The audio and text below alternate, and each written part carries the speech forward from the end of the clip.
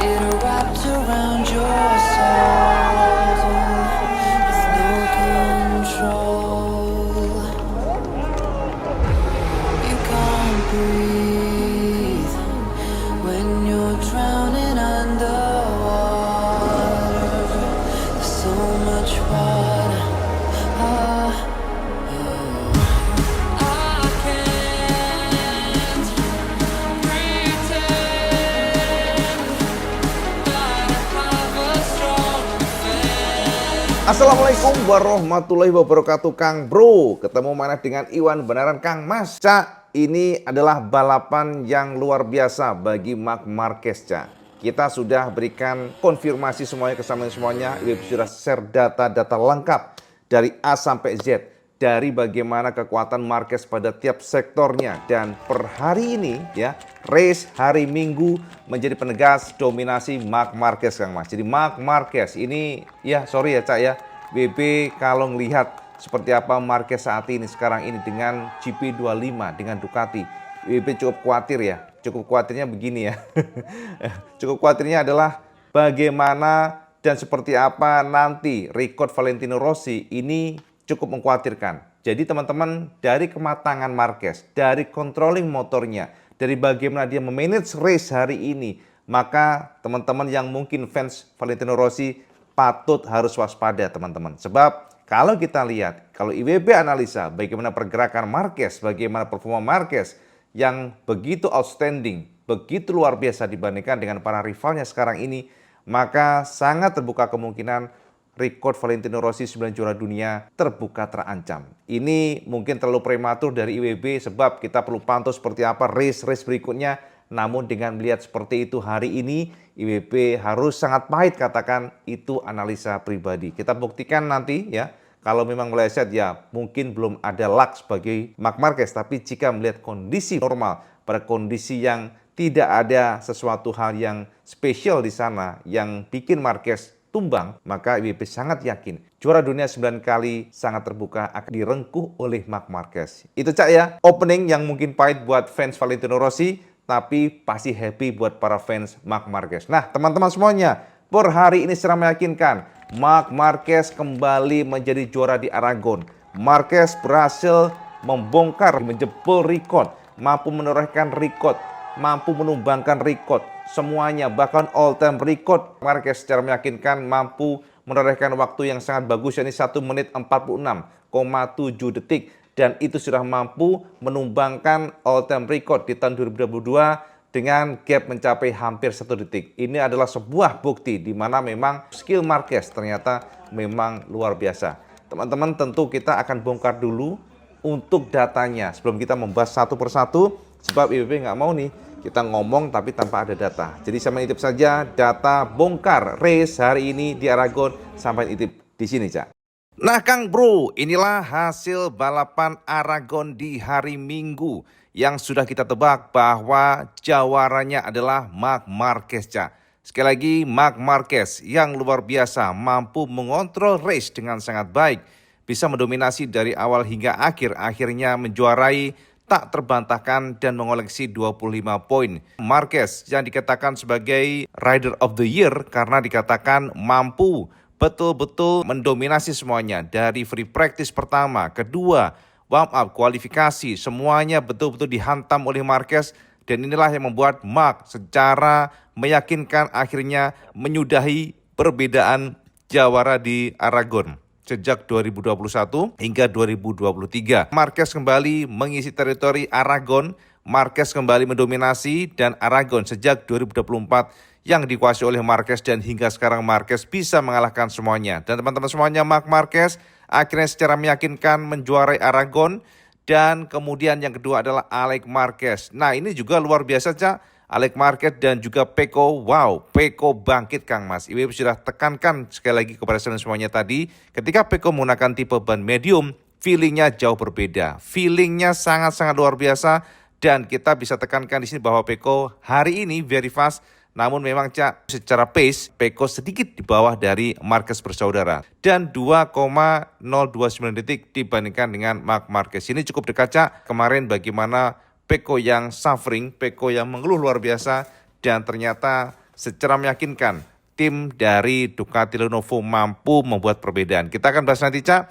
Keempat adalah Acosta, Kang Mas, yang berusaha keras attacking Pecco, tapi memang suka nggak suka kita harus akui bahwa secara motor KTM bukanlah lawan Ducati, sebab pada kondisi used tire atau ban yang sudah terpakai, rata-rata KTM tidak mampu jabanin Ducati. Dan memang hari ini Cak, Ducati sangat strong, sangat kuat sekali. Bagaimana Ducati yang mendominasi dari 1, 2, hingga 3. Dan kelima Morbidelli. Well, sekali lagi kita harus berikan acungan jempol buat Morbidelli yang bisa memberikan ya semacam edukasi, Cak. Jadi ibaratnya, Cak, dengan ditekan Fernando Guer, dan kita bisa melihat bagaimana rapinya Morbidelli dan juga agresifnya Morbidelli yang akhirnya bisa memenangkan balapan. Aldeguer juga luar biasa, jempol loro, Kang Mas. Soalnya kita lihat bagaimana Vermin yang berusaha keras untuk menekan Morbidelli, tapi ternyata memang pengalaman harus kita akui Morbidelli rapi mencoba untuk blocking, dan ternyata secara meyakinkan Morbidelli mengisi posisi kelima dan mengoleksi 11 poin. Sementara Aldeguer yang juga kemarin luar biasa masuk ke podium hari ini bisa kita berikan acungan jempol pula, sebab kita bisa lihat bagaimana perjuangan dan juga kecepatan Aldeguer yang rookie, Cak. Dan Vermin kembali menjadi pembalap yang mampu masuk top 6, dan ketujuh Joan Mir. Nah ini, Cak, Joan Mir harus kita berikan acungan jempol juga, sebab Mir sekali lagi hari ini mampu finish ketujuh. Ini adalah the best finish di Honda sejak 2023 di Mandalika.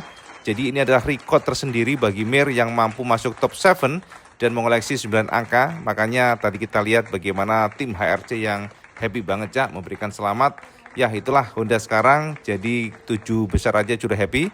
Memang semuanya butuh proses, Cak. Nah, ke-8 adalah Marco Bezzecchi. Teman-teman, Bezzecchi juga luar biasa. Startnya di belakang, tapi Marco secara lap time juga very fast. Dan di end of the lap kita bisa perhatikan bagaimana kecepatan Bezzecchi yang bisa menyamai kecepatan top 5 yang di depan, Cak. Jadi ini luar biasa dan terbukti Fabio Di Antonio harus puas di posisi ke-9 dan dipaksa oleh Bezzecchi turun dengan 7 poin. Dan kemudian Rolf Fernandez ke-10, teman-teman semuanya. Alex Rins yang harus puas ke-11, dan 12 Bastian ini. 13 Fernandez lagi, dan 14 Jack Miller yang sepertinya suffering. Dan kita akan bahas nanti juga Fabio, Cak, ya, sebab kita fokus juga pada Yamaha. 15 Oliveira dan 16 Chantra, 17 Savadori dan Viñales.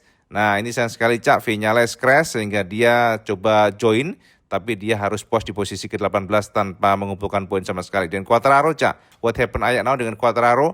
Nah ini kita akan bahas nanti setelah ini. Dan Binder, Zarco tidak classified. Jadi teman-teman semuanya, bisa kita pastikan bahwa beda dibandingkan dengan sprint, di mana ternyata Marc Marquez menjadi pembalap terkencang di Aragon. Jadi teman-teman semuanya nggak heran Marc yang kita perhatikan betul-betul mampu mengontrol motornya dengan baik. Dan bahkan Marc Marquez menorehkan best lap-nya di lap ke-21. Ini luar biasa ya, dari total 23. Jadi di end of the lap justru Marc Marquez menorehkan waktu yang sangat luar biasa kencang. Jadi all time record ini, Cak, di 1 menit 46.705 detik. Dan kedua ternyata Pecco Bagnaia, Kang Mas. Gila, Mas. Pecco ini kalau udah merasakan motornya sempurna, ini memang sangat kencang. Sangat kencang, Cak. Kita bisa lihat bagaimana Pecco yang menorehkan waktu juga sangat baik, bahkan nempel kedua fastest di belakang Marquez. Ini artinya keluhan dari Pecco tentang GP25 apakah sudah kelar? Sepertinya demikian, karena jika kita lihat kecepatan dan rasa confident Pecco pada saat melayani tekanan Acosta, ya, sangat kelihatan dia sangat confident, ya, maksudnya memang percaya diri banget. Artinya feeling pada ban depannya memang sudah normal. Sepertinya, Cak, kita bahas nanti, Cak. Ketiga ada Alex Marquez yang ternyata juga menjadi penegas kecepatan ketiga pembalap Ducati ini. Dan keempat Viñales yang crash, ternyata Viñales juga kencang, Cak. Lalu Bezzecchi kelima, nah ini dia, ya, jadi pace-nya, Cak. Pace dari Bezzecchi mampu menjabani para pembalap di depannya, dan memang terbukti pada lap ke-21 justru Bezzecchi menorehkan best lap di 1 menit 46.948 detik. Ini luar biasa. Alex Rins juga, teman-teman. Aldeguer ke-7, kemudian 8 Morbidelli, 9 Brad Binder, Joan Mir ke-10, dan di sini Acosta 11, Rolf Fernandez, dan fastest lap ridernya seperti biasa Somkiat Chantra menjadi pembalap paling buncit, Cak, dengan gap mencapai 1,5 detik dibandingkan dengan the best lap yang ditorehkan Marc Marquez. Marc Marquez akhirnya menembus poin yang sangat besar dibandingkan dengan sebelumnya, teman-teman semuanya. Jadi di Aragon, Marquez mengumpulkan 37 angka kombinasi dengan sprint.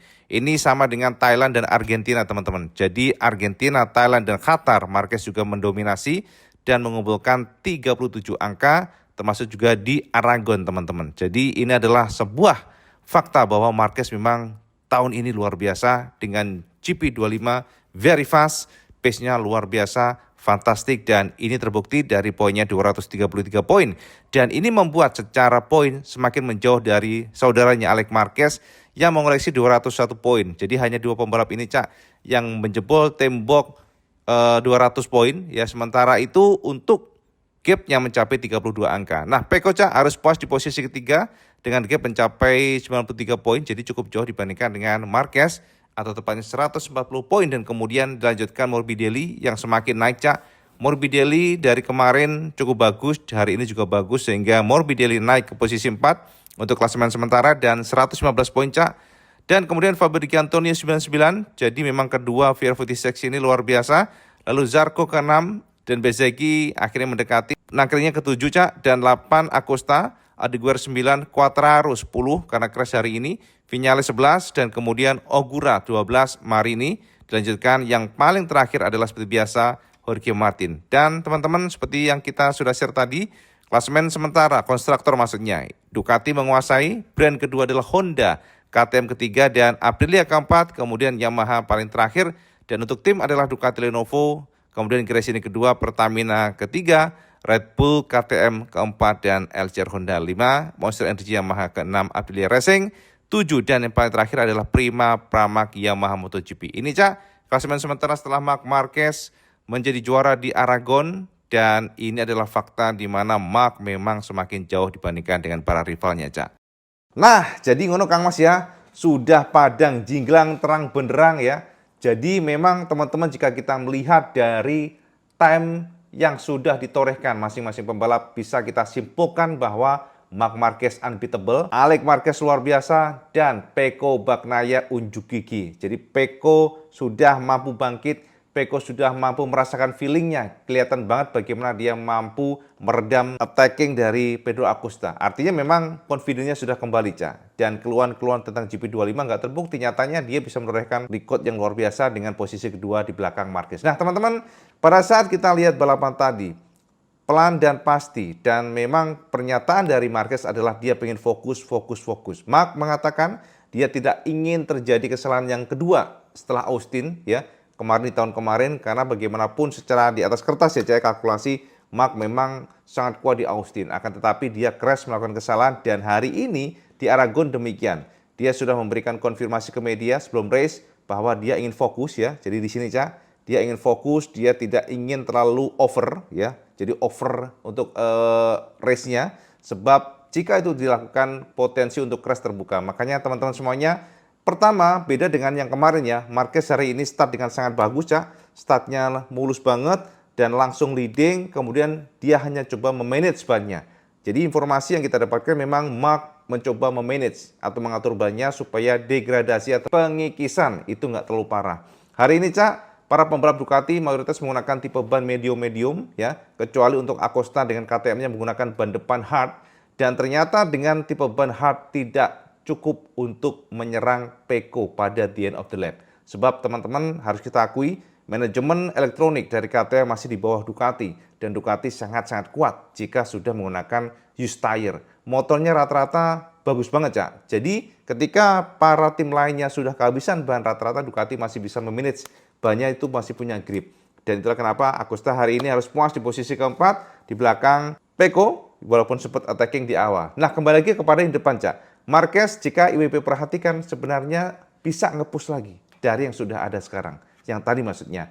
Tapi memang sepertinya, Cak, ya, Marquez mencoba untuk memanage bannya supaya tidak ada degradasi yang signifikan.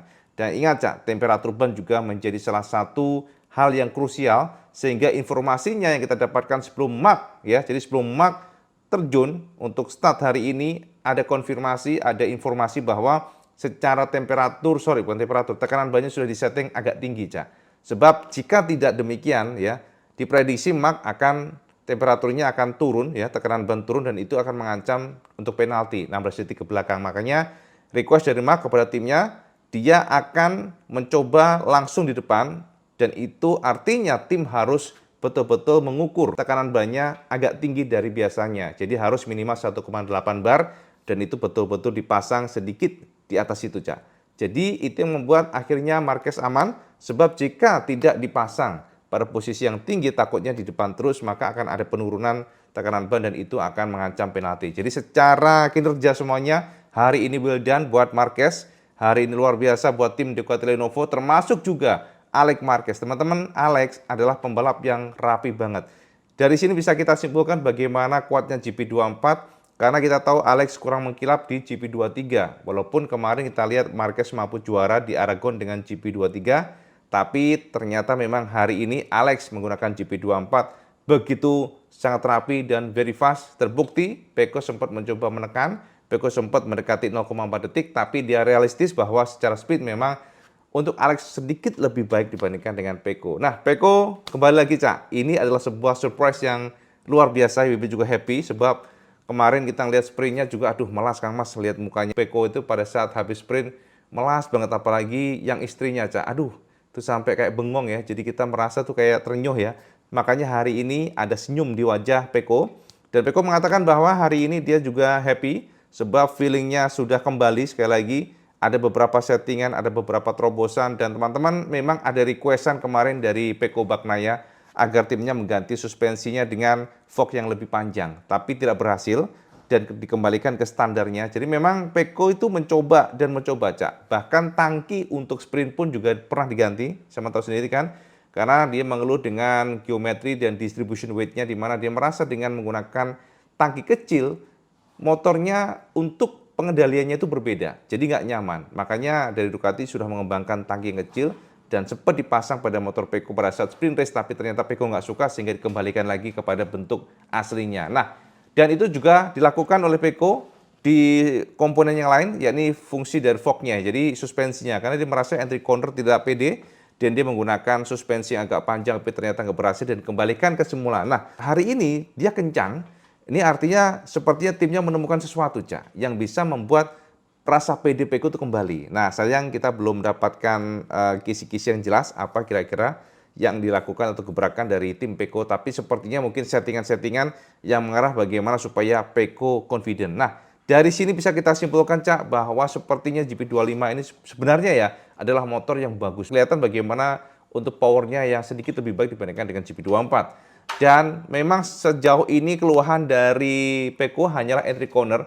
Mungkin sepertinya itu tadi otak-atik di bagian depannya, Cak. Dan sama tahu sendiri kita sudah bahas kemarin bagaimana Ducati mengundang Michelin dan juga Öhlins untuk bertemu supaya ada solusi bagaimana membuat entry corner atau ya feel pada saat masuk tikungan Pecco itu kembali lagi, jadi PD-nya kembali dan sepertinya berhasil ya, Cak ya. Tapi kalau kita membongkar detailnya ya, IWB sudah share kesampaian bahwa memang secara feeling ketika menggunakan ban Michelin tipe soft, Pecco nggak pede, makanya kemarin juga sempat locking, jadi memang ngelock ya.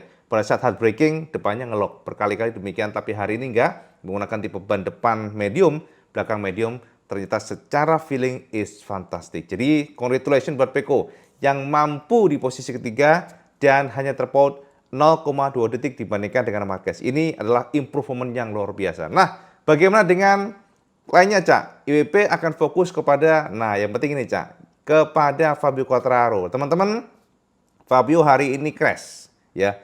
Padahal kita sudah memprediksi bahwa Fabio sempat, ya kita kemarin kan mendapatkan informasi dari Fabio, ketika menggunakan ban medium, PD-nya itu nambah. Karena ternyata feeling dari motor itu lebih baik dibandingkan dengan menggunakan tipe ban soft. Tapi justru ternyata, Cak, hari ini malah crash. Dan kita sudah ubek-ubek konfirmasi dari Fabio, what happened ayat now dengan Fabio. Ternyata, Kang Mas, keluhannya sama.